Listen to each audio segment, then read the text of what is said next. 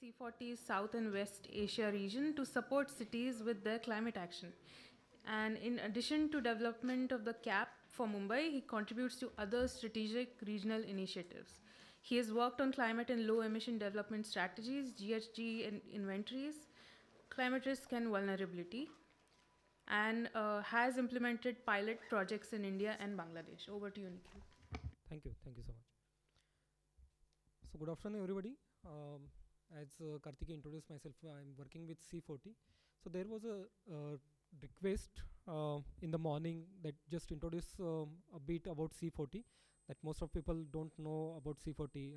Might be you all know that Mumbai is member of C40. Last year only Mumbai declared that.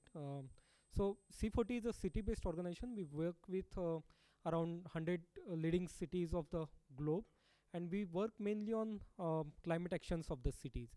So C40 has its leadership standards. The member cities need to meet those standards. We don't charge any membership fees for the cities to become our member, but the only criteria is that the cities should follow our leadership standards and they deliver annually their climate actions. So that is the criteria to become C40 member city. Right now we have 5 member cities in India, and we are dealing with South and West Asia zone, which is again considering India, Nepal, then Bangladesh, Amman, then Jordan, then Dubai, UAE. That's all.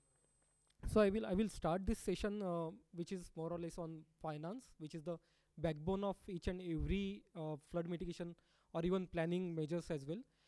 For last 1.5 day, we are discussing different aspects of the flood mitigation. We considered vulnerability assessment, then we considered different solutions. Our main focus is on nature-based solutions as well. Today we discussed different case studies or MCGM and MMRDS initiatives in this particular aspect. So now in this session we will be considering finance of the flood mitigation aspect. So we are working with so many cities, so our speakers will bring that kind of expertise from the globe, like other cities, not only in global south, global north, but how in global south cities are dealing with this climate crisis all over the world. And also, fortunately, we have one speaker from ADB, Asian Development Bank, who will be speaking about regional context and then how they are supporting cities in this climate crisis for flood management. So I will, with this note, I will just introduce few slides on the session. There are few housekeeping rules. This particular session is hybrid, so we will have some guests from participants from the joining from the online, and also we will just request them to mute themselves while not speaking, and they can ask questions by unmuting themselves. We request everyone while in question and answer session, just introduce yourself and then you can ask your questions. And also your active participation is highly welcome. Yeah, next slide please.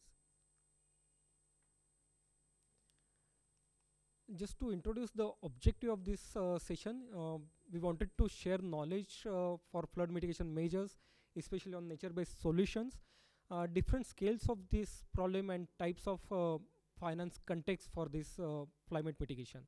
We will share some best cases from the globe. Also, we'll discuss finance opportunities for the cities like Mumbai, especially in Indian context, and also how to strengthen this investment, sustainable investment in climate resilience. Also, we will discuss opportunities for Indian cities, how ADB is supporting, and how cities can develop bankable projects to get those kind of opportunities for these cities. So this is the main objective of this session. I will introduce speakers. The first speaker will be Pedro Ribeiro. He is Adaptation Senior Manager in C40 Cities. He is based in Rio de Janeiro.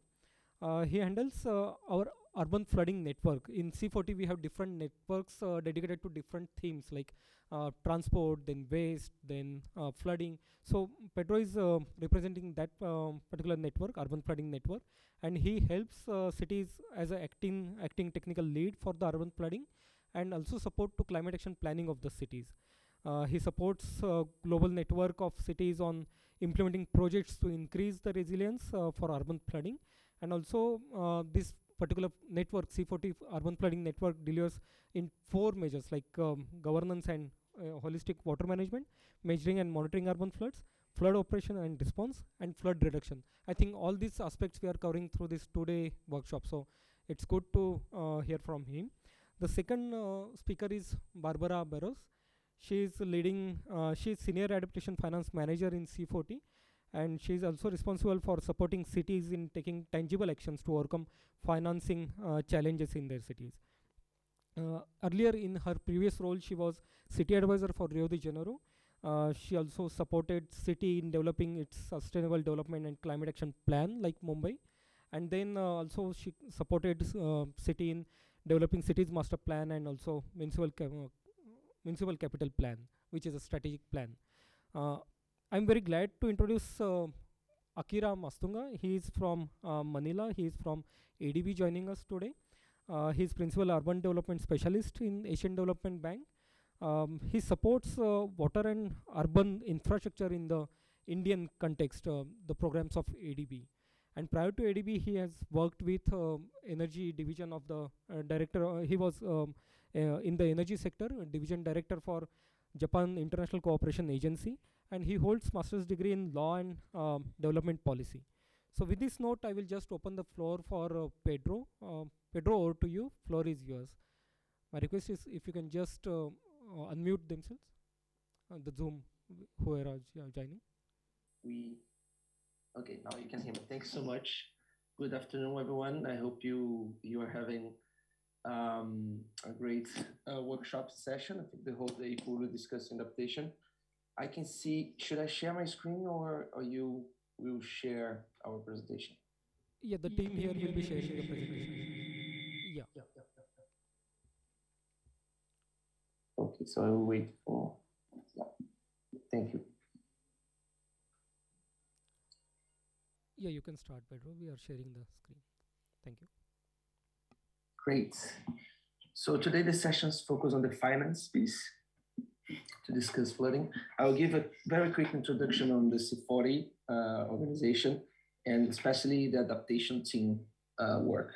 If you have any questions, please ask Nikhil. We can bring it to the chat and we can try to address that during the presentation.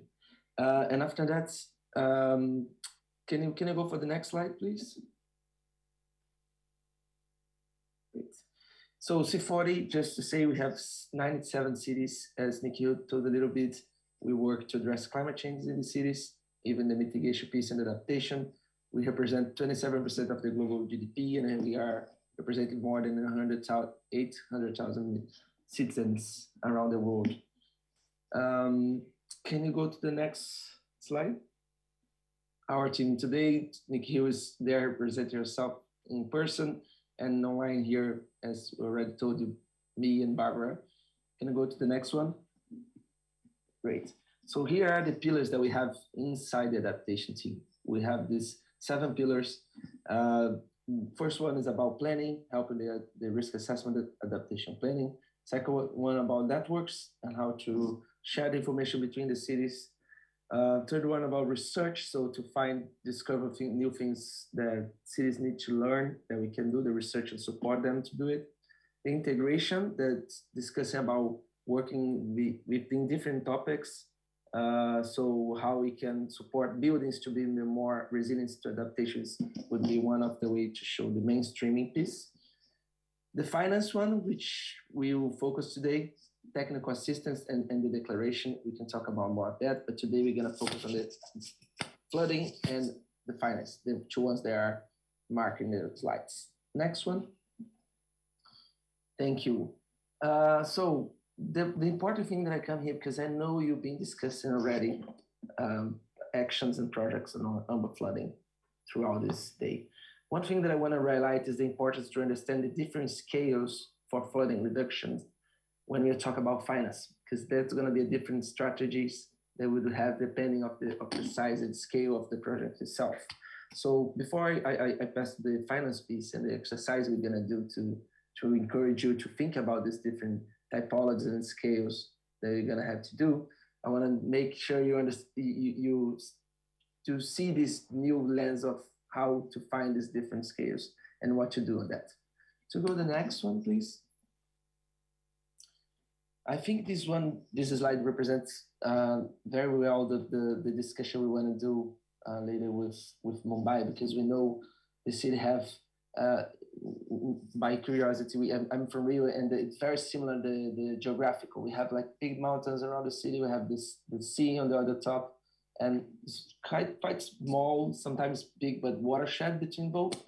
And what we want to bring here, that if you do the mapping of these different scales and so on, you're going to see that the actions will be different in each part. So you probably cannot see my mouse, but on the top left of the picture, you're going to see the area that's more protected. So this area, you're going to think about more actions that would be able to retain the water over there, to slow down the peak that would go down to the city hall. And then you have like the fringe, urban fringe zone, which are the areas close to the city already, that there are already some constructions. There would be other types of typologies of interventions. And of course, the very dense urban areas, which would be another whole new scenarios. And you have a lot of this, as we have here, and the strategies and topologies of solution on their area would be different, and the finance piece as well. But if you don't plan the whole watershed management, if you don't plan the whole watershed, like the impact you have if not planning the top area, you'll be higher in the low area where the density are. That's why we want to just bring that. Go ahead, please, for the next slide. So just an illustration on these different types of solutions throughout the layout of the city. So we are talking about living roofs in the density areas if possible. We talk about permanent payments for streets, but we also talk about floodable park zones, which could be a more city scale solution. So just to understand that if you don't combine all the solutions together, it's hard to mitigate the impacts of flooding. I will give you some examples for each scale, and then we're going to focus on the finance, because I bet you already discussed the solutions. Please, can you go to the next slides? Okay, let's see solutions from other cities at the city regional scale. On the left side, you can see the São Paulo Blue Corridor project. This right area here, when you can see these buildings, this would be similar to the left area. A lot of people living very close, very dense. What they have done was like social housing, as here in other close areas, and they open all the space for this. The water, when they go flooding, is not on the houses again. So you open space for the city, but it's like a big blue corridor cutting out the community. So you need to do that, but it's more city regional scale. The Durban one, which was more in the peri-urban area, would be the fringe area that we described in the slide before. So it was just taking out a lot of the alien vegetation, taking out a lot of people that was living in the floodplain area, and restoring the floodplain areas and recovering the riverine. Please, next one. Let's go more for the city scale, inside the city. I will show the example more in the nature one, where Copenhagen, Bangkok, Rotterdam use the parks. So they take parks that today doesn't retain the water and transform these parks in place that the water could be during the rain. So instead of the water be flooding the streets surrounds, the drainage bring this water to this park, because when it's raining, no one should be in the park. Well, few people would be there. And then this water could be here instead of being in the density area. And of course, we know that not only nature-based solution would solve the problem, it should be a combination.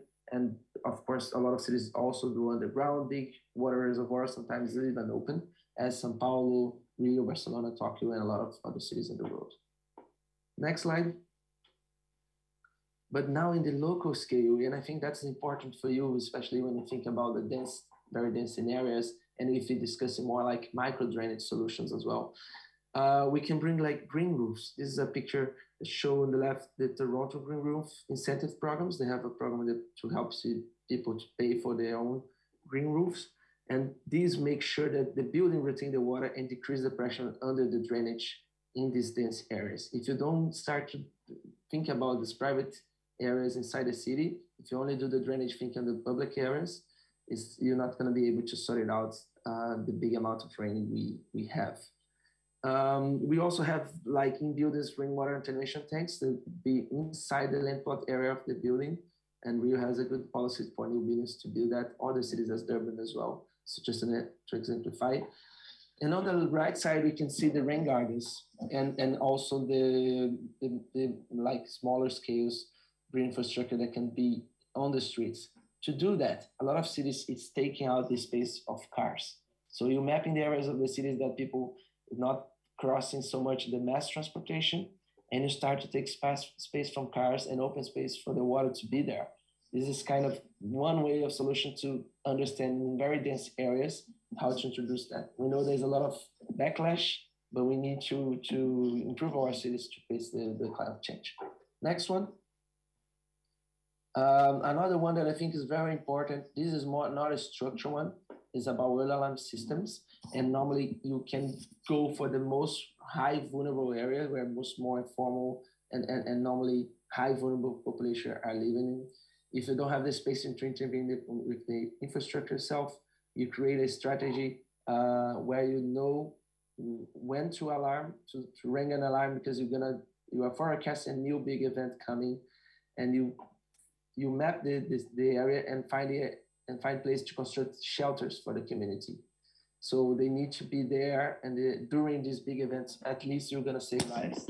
Rio and Kansas City has very great alarm systems in place for these very high vulnerable areas.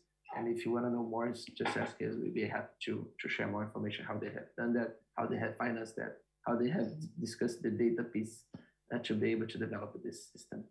And with that, just a very quick introduction of this type of different typologies. And I will pass to the next slide and to Barbara that will expand the financing piece. If you have any questions, I'm happy to respond at the end as well. Thank you so much, Pedro. And also thank you so much for this moment with you all to present a little bit the connection between financing flood reduction and today in the case of how the scale. So, and this introduction of Pedro really had the point to emphasize that scales matter when I talk about financing. So today I'm going to bring these discussions and also bring some case studies just to support our discussion later on. So next slide, please. So, and also just to mention what is the objective of this session also, it's like we wanted to bring you all some bases to discuss how finance flooding reduction measures. And before I start to talk about this, I'd also like to explain a little bit what is usually configured the project, a common, I would say, gray infrastructure project that has a focus on flood reduction. Usually is a project that have large upfront costs. So usually it's a really expensive project, and cities struggle to leverage resource to finance this project once at a time.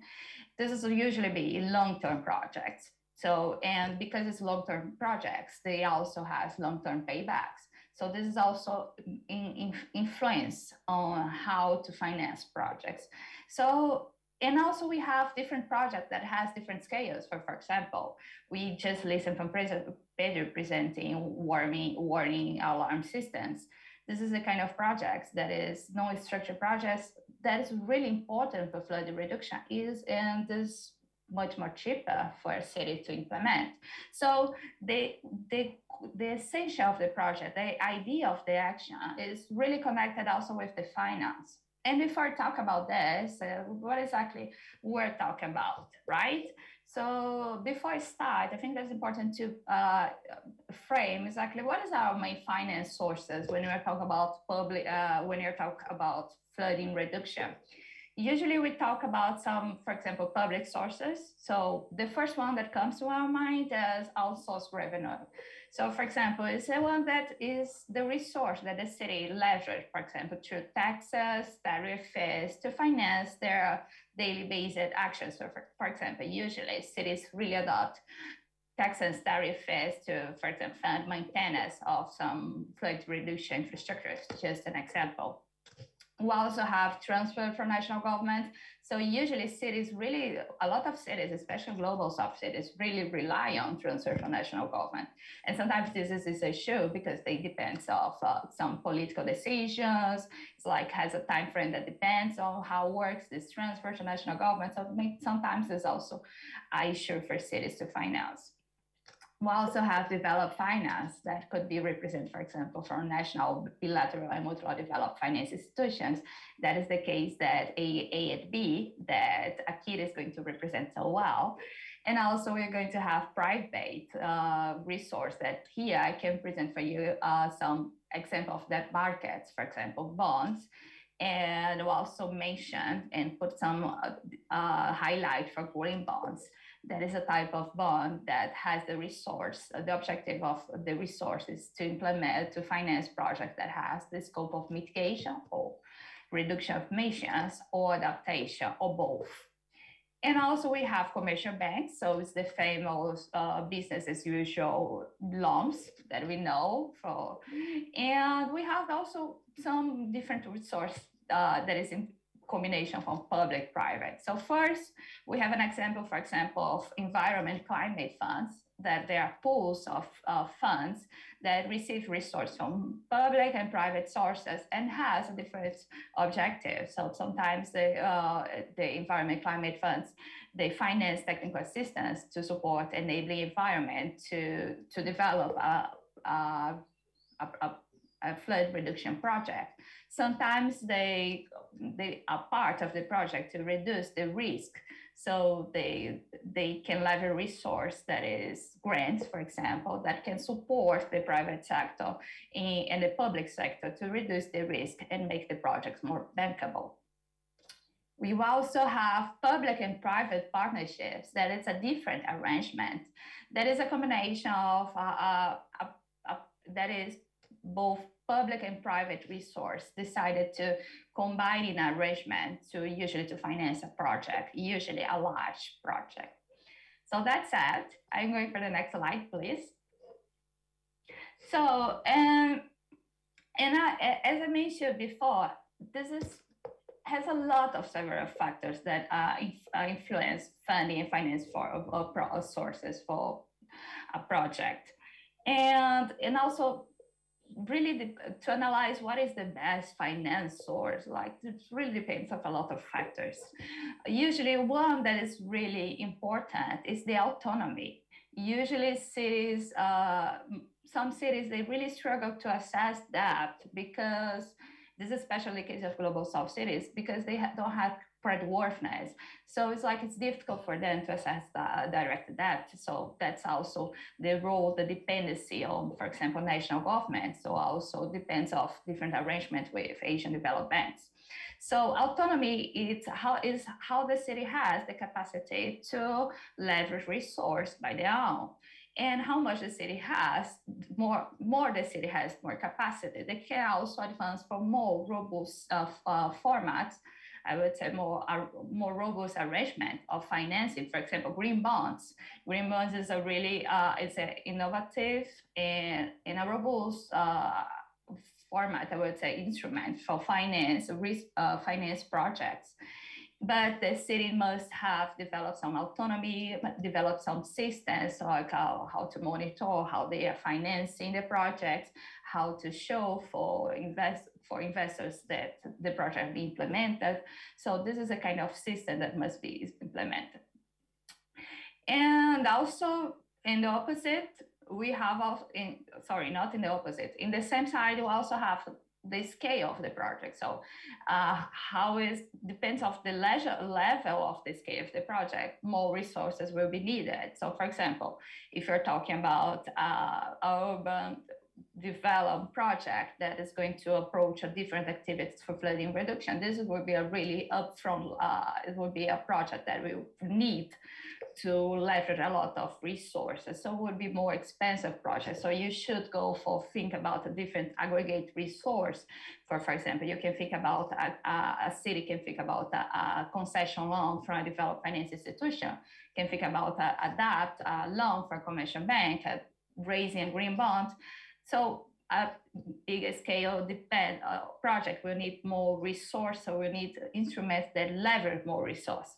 On the opposite, if it's a small scale project, for example, a green roof, for example, this is the kind of project that the city doesn't need to leverage this kind of resource. This is the type of project that the city can use their own resources, right?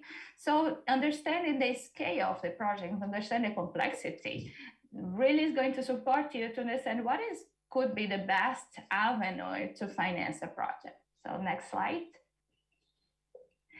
So here I'm going to bring some examples. So for example, the case of Austin, I think that is a really good case for how a city is leveraging resource to finance their nature-based solution measures and how to maintain it. Also, the flood reduction infrastructure based on resource that they do a charge that they establish. So this is an example of a really focus on a low scale, so building and land plots and streets. And the case of Austin also developed a stormwater drainage charge that is a monthly bill and funds the city Austin drainage utility. The most of the resource of this drainage department comes from this charge. So this is charge is calculated individually for each property based on amount of percent of impervious cover. And I think, and with this resource, the city can finance, for example, how the maintenance of the infrastructures, as I mentioned, the maintenance, the implementation of nature-based solutions, and also they have some integrated support that is the homeowners that implement nature-based solutions, for example, green roofs, green gardens, all the kind of measures. They reduce the charge in order to stimulate the homeowners to adopt and to embrace the flood reduction measures. So that's at next slide. Other case that I have here is the case of Tokyo. And this one I'm going to bring for a more city-regional scale. So Tokyo, in order to finance the strategy, the future Tokyo strategy that is include the climate action plan, they decided since 2017 to issue green bonds. And they are issuing green bonds since 2017 and every year they issuing a different green bond. And the last one, they issued a green bond that is the most of and what is I think that is innovative and really important to measure is that they included 44% of all the procedures that is going to be leveraged from this green bond. So, and it's important also to explain the green bond is a debt instrument. So it's like, you can think about green bond as a way that you are assessing debt with a different investors at the same time and leverage a lot of resource and finance different projects. So that's the idea of a green bond. In the case of Tokyo, they established this, they're adopting these instruments to really implement measures focus in nature, focus in flooding reduction, so 44%. So this is an impressive amount, and also for implementation of nature-based solutions. Yeah, next slide. And finally, because I know that I take a lot of your time, and I really want to listen out of Akira, I also bring the case of Bilbao. Bilbao established a PPP. I've listened. Do you want that I wrap up? I can wrap up really fast. Yeah, sure. Thank you. Okay. So, just to wrap up, just the case of Bilbao. Bilbao established a PPP to finance a urban renewal of an industrial area. They had an industrial zone that had a lot that they wanted to develop and to develop housing and establish a new district as urban district zone.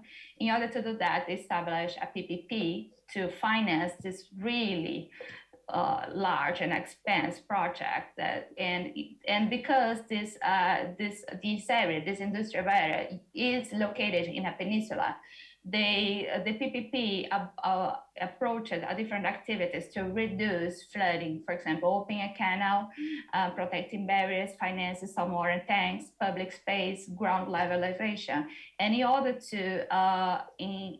to implement this PPP, a special purpose vehicle was created. That's Commission Gestora of Zorzari. That is a PPP that is established by the property owners of the region, but also with the public sector. I know that I'm running my time, so I would say like, thank you so much for this moment, and I'd like to hand over to Akira. Thank you. Thank you, Barbara. So now I would like to request. Thank you, Barbara. My name is Akira Matsunaga. Thank you, Akira. Could you show my slides in the screen, please? Okay, thank you very much. I have only 4 slides, and I should go very quickly. And my name is Akira. I'm from ADB, Urban Development Division of South Asia Department. I'm now working for several states in India, including Chennai and Andhra Pradesh and also Karnataka. And today I'm very happy to join this seminar and talk on ADB's funded project, that is Integrated Urban Flood Management for the Chennai Coastal Layer Basin project.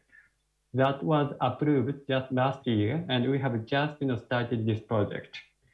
And I would like to make a short presentation to share what ADB is doing with Chennai so that you can understand our approach, and also you may consider any replication for your city Mumbai.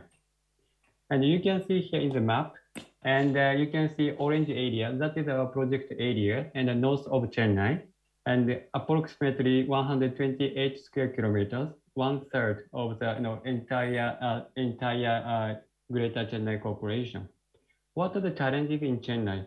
Chennai definitely they are now rapidly urbanized, and also the city is quite vulnerable to climate change. And you may remember that the big flood in 2015 that claimed more than 400 lives.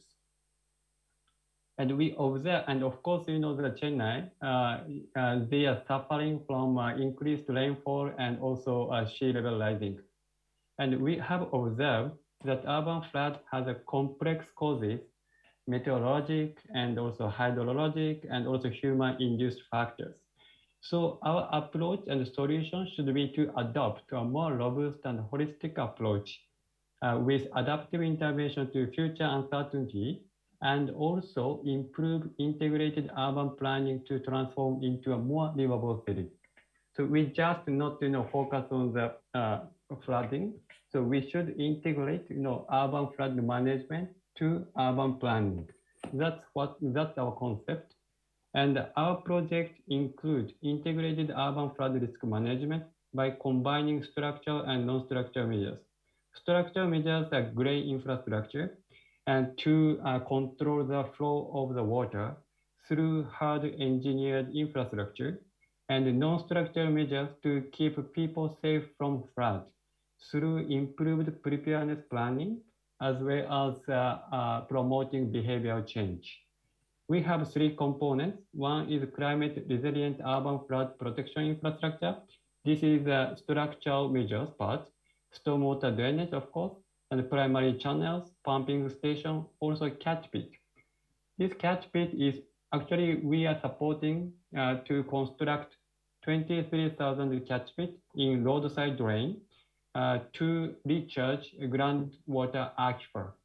You know that Chennai is very well known for flood, but also well known for the drought. So that can increase the groundwater availability. Also, we are going to support Greater Chennai Corporation (GCC) to adopt nature-based solution for rejuvenation of water body.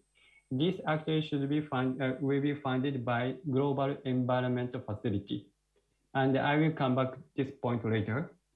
And the second output is enhanced urban flood preparedness. This is a non-structural measure part. linking flood zoning with spatial and land use plan.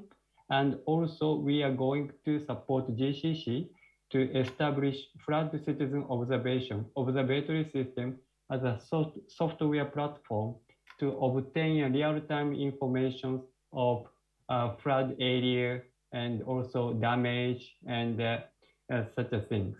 And also we are also going to support GCC to establish baseline flood resilience index to identify flood vulnerability and also priority target intervention. Also try to support them to establish a kind of the framework for continuous improvement of flood resilience, climate resilience. We also, going to improve IPC, infection and prevention control for COVID-19 and other communicable diseases through WASH intervention.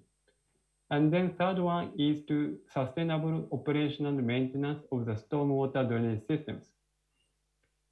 Municipal resource mobilization should be enhanced because with robust economic growth and raising population, Chennai and also I believe that Mumbai also is poised to increase its own revenues.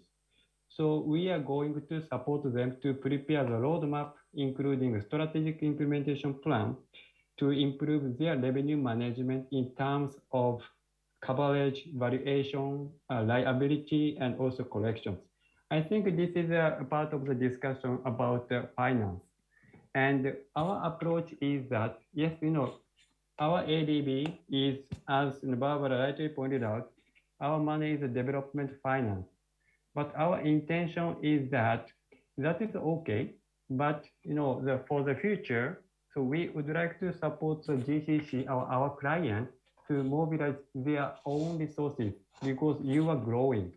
So we would like to think together how you can, utilize, how you can get more from your own resources and utilize your resources for flood management. That's what our intention. And the PBI for zonal offices. What is PBI? PBI is performance-based incentives for zonal offices linked to operational efficiencies. So we set up several criteria and requirements, and when zonal offices can meet with these requirements, they can get a grant from the state from the GCC, and then they can utilize those funds, grant funds, for eligible expenditures, including small green infrastructure like rain garden or green, green roof, rain gardens, and also the vegetated swales and the permeable pavement. So they can use it for more green development or green flood management. And you can see on the bottom left-hand side, our investment is $251 million from ADB for the loan, but also we are now mobilizing another grant sources. Another grant, one is from Jeff, that is a 6.88 million for nature-based solution. And another one is a grant from Japanese government, 2 million for response to COVID-19. Next slide, please. So this slide shows that the project brief of Jeff component, that is a nature-based solution that you are very much interested in, and that might be relevant for your city, Mumbai. What are the challenges? Challenges is, yes, newly developed areas, they're always suffering unplanned urbanization and rapid industrialization, and worsening risk of decreased surface water storage, water pollution, encroachment, and biodiversity loss. So we are going to support enhanced flood retention in the water body through ecosystem restorations. Our baseline project, loan project, is to enhance water carrying capacity through developing a stormwater drainage or primary channel with green infrastructure and also non-structural measures. But on top of that, we are mobilizing the grant to enhance flood retention capacity, and that should demonstrate a nature-based solution for climate change, promoting integrated flood risk management. Also, we are very happy to strengthen the capacity in our counterpart GCC and also other stakeholders. And we are very much proactive to promote knowledge dissemination for other cities, like today. And the benefits, there are several benefits, but I just would like to highlight core benefits here. Nature-based solutions should have multiple benefits, including improved groundwater availability and also protection of water body from direct discharge of wastewater and encroachment, and habitat restoration for flora and fauna, revive biodiversity, and also the waterfront development facilitate citizen recreation. Then, so we can maximize environmental services over time and provide long-lasting benefits. That's what we would like to do. So next slide, please. You can see the project cost here, and our investment, the grant from JEF is 6.88 million. And we have two components. The first component is to enhance flood retention in Kadakapam Lake and desilting to restore water holding capacity, almost double its volume, and also develop a band with a cycle track and also walking path, and bird island with native trees, and children's party play area, open air theater, library, and hobby fishing and boating facilities. These are included, but not only this, but also we will promote capacity building and knowledge dissemination. So yeah, and I also would like to highlight one thing, that the project supports benefit quantification. Benefit quantification is really important for nature-based solutions, and we are going to support valuation study to quantify economic, social, and environmental benefits from investment over the project life. And we would like to enable more holistic comparison to traditional engineering approach and rectify any underestimation of the value of investment in nature-based solution and promote their adoption more widely. Our concern is nature-based solution itself. The project is now underestimated. That's why people is not so willing to make more investment to nature-based solution. But once we quantify the benefit, financial benefit, social benefit, environmental benefit, then we can promote more investment from so many stakeholders to nature-based solutions. That's what we would like to demonstrate, and that study also included in our project. Next slide, please. Akira, may I request to wrap up? This is just for information, because this is not related to nature-based solution and also not the flood management itself. But I just would like to highlight that we are also mobilizing another grant in response to COVID-19 and other communicable diseases. What are the challenges? Two challenges. One is high disease transmission among the poor living in densely populated slums. And wash and physical distancing should be central to preventing the spread of communicable diseases. And also multiple crises. We have observed multiple crises from COVID-19 outbreak and flood, because the poor people are normally living in low-lying areas, and the area is flood prone and low income, and their housing is quite substandard. So we need to integrate and manage, we need to have integrated management for these dual risks of flood and pandemic.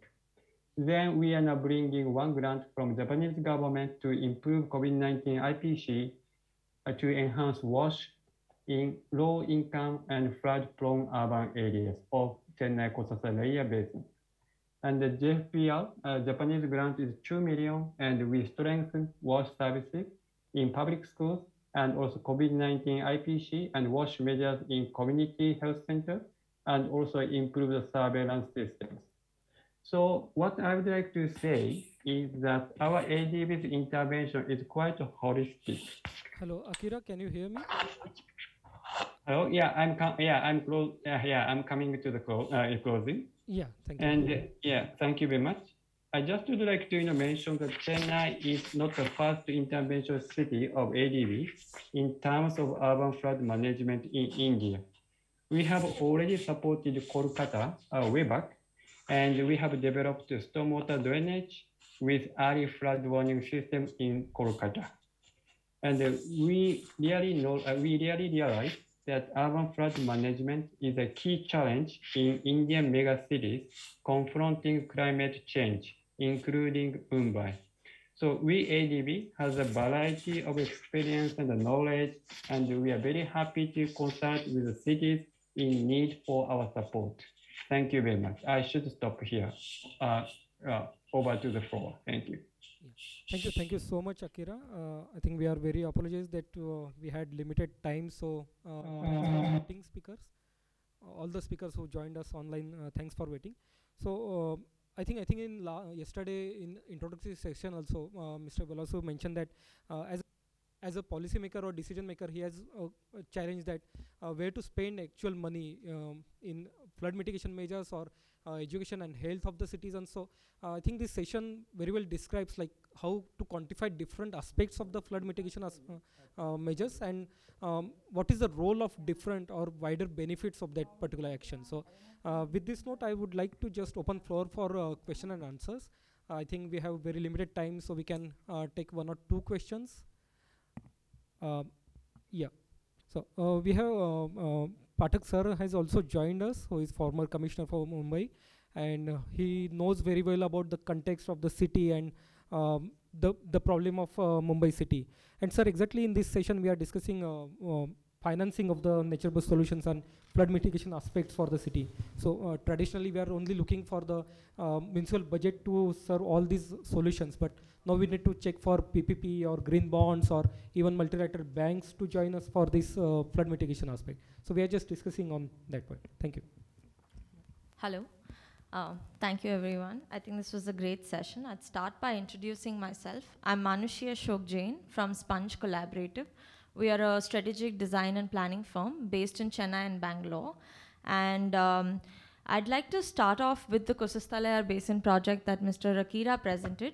We have recently been engaged on that project as NBS solution providers, as a sub-consultant to the engineering firm. And one of the questions that I had was about mandating design thinking in infrastructure projects, because one of the things that the Kusasthalayar Basin project was missing when ADB guidelines were given was the importance of having addressing the core benefits of NBS through design thinking and the involvement of planners and designers. And it took us roughly about 7 to 9 months to build our case of why grey infrastructure projects should have a role for designers to play. And we are right now through that project in about 340 acres creating a detailed feasibility report within which we will do a demonstration nature-based solution project. So what Mr. Akira has showcased is a major water body that they are trying to revitalize using an NBS solution. But in an integrated stormwater management, there's a lot more that can be done with the open spaces available and how that can actually help reduce the load on the stormwater infrastructure by increasing the delay coefficient. So that was a point.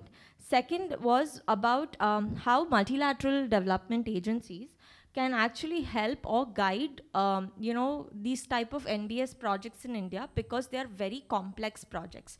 In India, there are a lot of local as well as government bodies that have a lot of coordinations required with.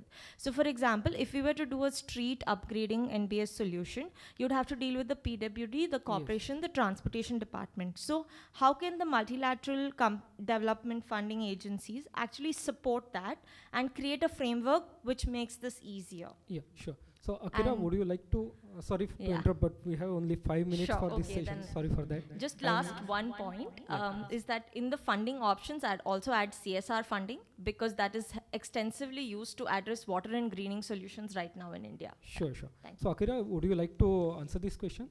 Yeah, sure. Thank you very much. Yeah. Thank you very much for your questions, and all are quite relevant and very valid. And I would like to discuss with you, and I would like to develop my ideas. Yes, you know that our project, NBS project is just one of them, and our objective is to demonstrate as a pilot project and demonstrate the effectiveness of NBS, and there are so many, water bodies requiring a nature-based solution to be, and that bodies should be distributed. I fully agree. And one thing that we can demonstrate the big impact or long-lasting impact of our intervention through the nature-based solution, then I'm pretty much confident that our counterpart, municipal corporation, also convinced that okay, NBS is quite effective. Then we can, how can I say, scale up more and more. And just for information, I think such kind of a demonstration is really important. First, our counterpart should be convinced, yes, nature-based solution is really good. That's why our approach is not just how can I say, implementing the nature-based solution itself in their water body, but also so we would like to create any knowledge exchange platform or such opportunities, and then Chennai people can learn from other cities across the world, and then they can exchange their knowledge, and then so both sides are convinced, and we can scale up more and more. And the second question is MDB, yeah, multilateral development banks, yeah, can help a nature-based solution, but you are really right. You are absolutely correct. It's quite difficult and very complex. Local level, city level, there are so many levels, and there are so many stakeholders.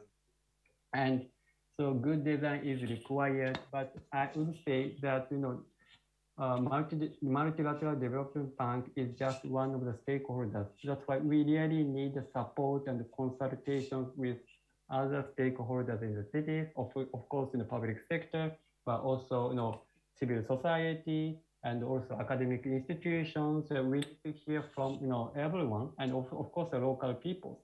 Such kind of participatory approach and inclusive planning is really needed for the successful project. I do agree. And I have no solution with me right now, but only thing that I can say is that designing important, implementation also important, operational maintenance also important, but all these process should be inclusive and participatory engagement. It's that's required. Thank you. Thank you. We will take one more question, and then we have very exciting exercise for this session. So one question, yeah. Yeah, hello. Yeah, I just wanted to add, I wanted to ask the last question of today. Right now we are discussing about the climate change. We understood the importance of the climate change. So considering all this situation, what is the best model for the Mumbai? And what is the best model to get the payback also? Because, if we are not getting the revenue out of it, how we will pay back? So I just wanted to know, both the two models for the problems what we are facing right now. Sure.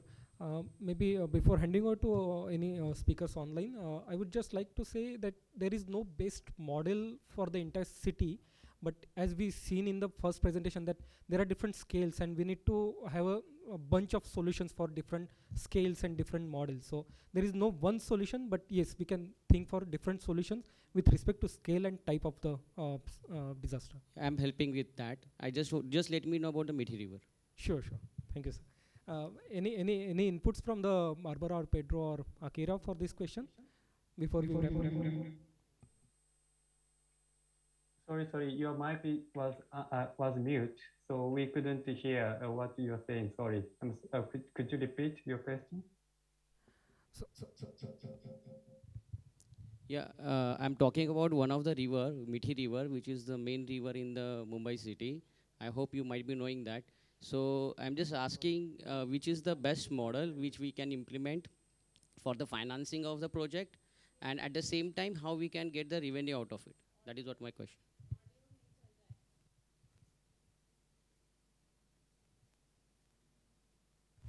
Hello, can you hear? Akira, Barbara, if anyone can respond. So maybe we can give these inputs afterwards as well, because Mumbai is our member city, so we can anyway bring that support for city. Thank you so much. So after this, we have very good exercise. I'm very excited to conduct that exercise. Earlier we planned for a group exercise with half an hour, at least half an hour, but we need to wrap up this exercise in 15 minutes because, okay, 10 minutes I can see. So we will just divide ourselves in a group. So I can say there will be 6 groups, and the objective of this group exercise is just to know what kind of different solutions you are thinking for financing flood mitigations in this Mumbai city. So if you can, I will just present a few slides on that. Meanwhile, if WR team can support me to distribute sheets.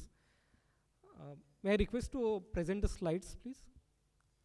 Yeah, so there are few guidelines for this exercise.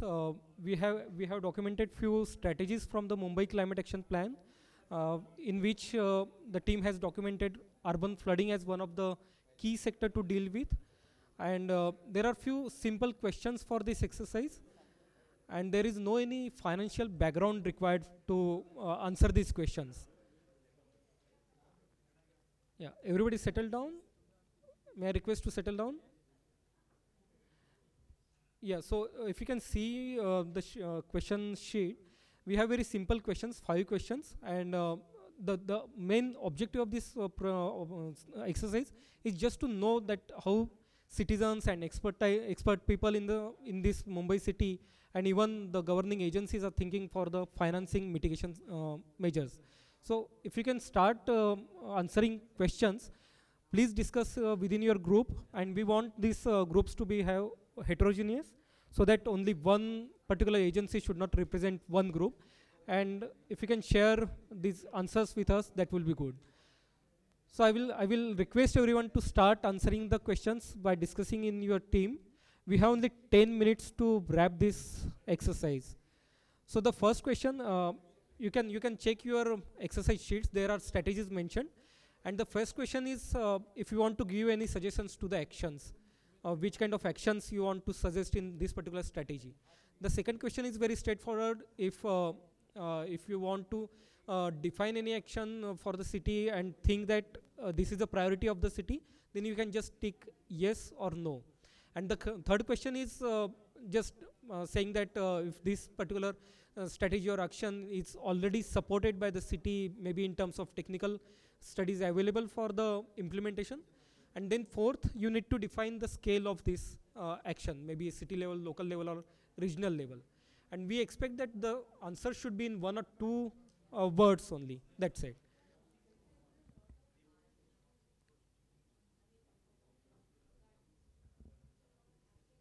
Yeah. If you have any questions, please raise your hands.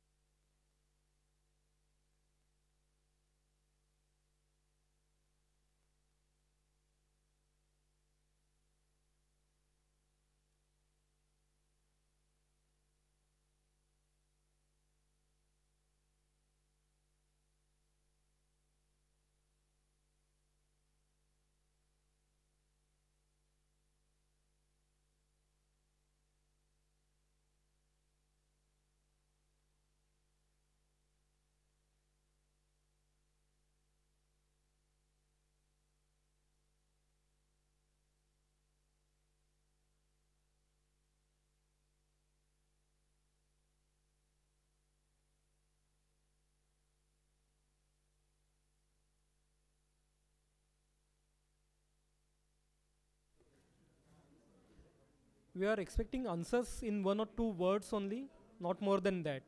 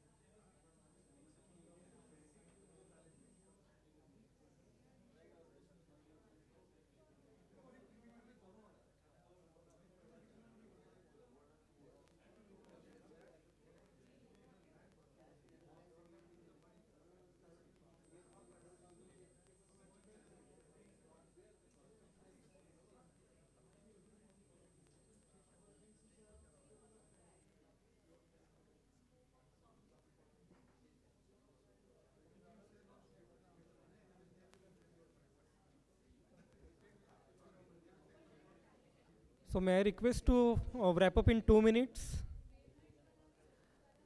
Excuse me, may I request to finish in 2 minutes?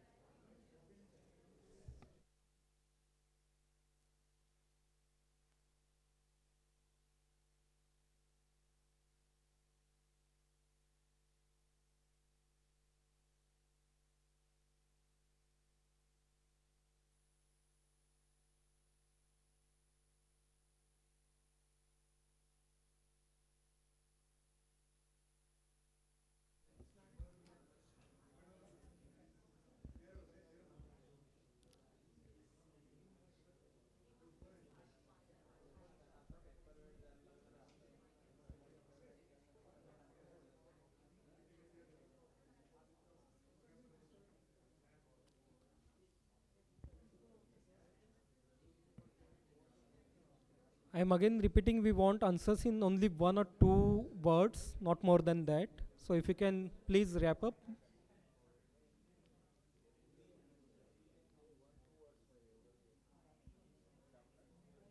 Yeah. Yeah.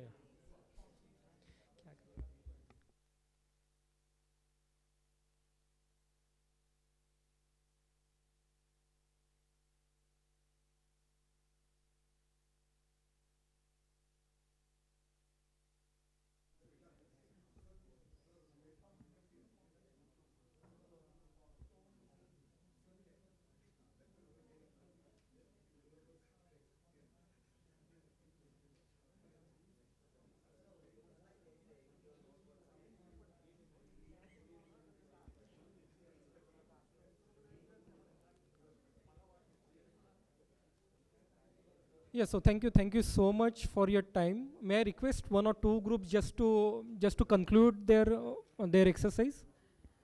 Who has finished?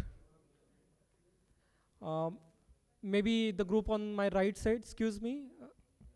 Excuse me. Excuse me. May I just request first group to summarize? Anyone from your group can summarize whatever you feel important for your group. Yeah, related with the first point, what we are thinking is the sea level rise.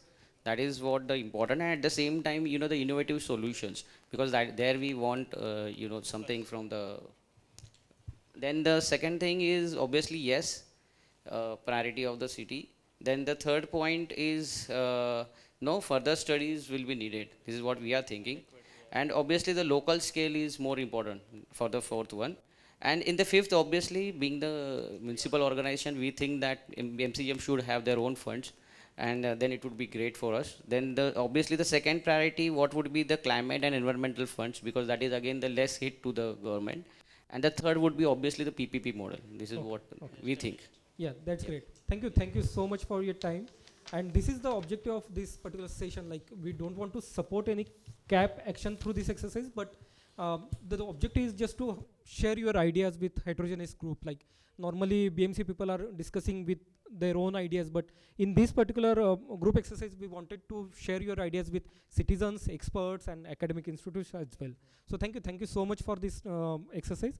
And here I will conclude this session. So I will request Lubina from WRI to wrap this moment. Or okay, Kartiki. Okay, thank you so much, and thank you WRI for giving opportunity to C40 to conduct this particular session. Thank you so much. So thanks for participating in the exercise. A few quick takeaways that we have from today's sessions. They have been quite rich, and we have kind of talked to all dimensions of this issue. And one goal kind of becomes clear. We don't have probably a roadmap yet, but we do have a goal. We need to keep Mumbai functioning through monsoon. And this is not just about keeping transport going or these offices going. It now has become a question of even being able to return to your livelihoods or your houses once monsoon strikes. So it's that crucial a question. So that goal, I think, has been really highlighted here today. And this goal should also include considerations for all citizens of Mumbai. That has also come forward. And just to build on that, hearing stories from all these citizens group about Shakuntala, Ashish, Yogesh and Ashwini, it really brought a new dimension to this flood risk management issue. And one really stellar contribution to us from this session was that we need to start decentralizing a little bit of the effort that the stormwater drainage department has been making. So we need to decentralize capacity building to citizen groups and citizens so that they can contribute and so that they are protected. So this is not just about disaster management anymore. This also flows into the preventive measures as well. The other crucial point that came across was that data sets are not talking to each other, right? So we have agencies which have really sophisticated data, for example, flood hotspots. And another agency does not have that data set, but they have an old version of a 2005 report of flood hotspots. So there is a gap there and we need to communicate. Secondly, just about data again, data needs to be more open, inclusive, both in terms of communication. We heard about this app today about disaster management by the disaster management cell. And also, sure, I'm continuing. Yeah. Welcome to Ajoy Mehta sir and Jairaj Phatak sir. Thank you for joining us. So getting back to data, I mean, data also has to be open in terms of communication, just since we are talking about disaster management, and also so that smaller institutes can start contributing to our thought process of flood management. And we have seen, certainly we have seen that there is a constant effort from the stormwater drainage department, from MMRDA. They have their hands, like the stormwater drainage department, we've heard that they have their hands full and they have their work cut out for them. But we have also heard that some of the work of other sectors or other departments is falling on them. For example, we have talked a lot about solid waste management today and how it's a crucial problem to resolve when we talk about flood risk. So it's high time that we start breaking down these silos within departments so that we can work together to actually address this issue instead of one department shouldering the entire responsibility. So these are a few takeaways that I have from this session. And I will pass it over to Lubaina now to give a vote of thanks and close. Okay. Then I guess it's time for tea. So tea is outside, and after that we move to the auditorium.